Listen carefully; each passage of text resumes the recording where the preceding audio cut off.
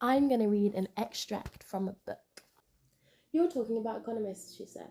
Of course I'm talking about economists. I think you have to be a mathematician to appreciate how full of shit economists are, how astrological their equations are. No offense to your egalitarian soul, but you lack the training to understand how deeply bogus those neat equations are. Iceweasel stiffened. She knew Gretel was kidding, but didn't like to be told she wasn't qualified to have a discussion, even in jest.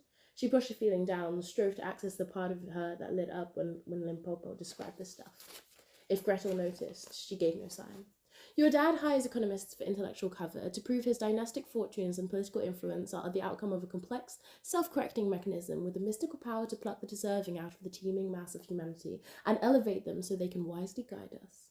They have a sciencey vocabulary conceived of solely to praise people like your father, like job creator, as though we need jobs. I mean, if there's one thing I'm sure of, it's that I never want to have a job again. I do math because I can't stop, because I found people who need my math to do something amazing.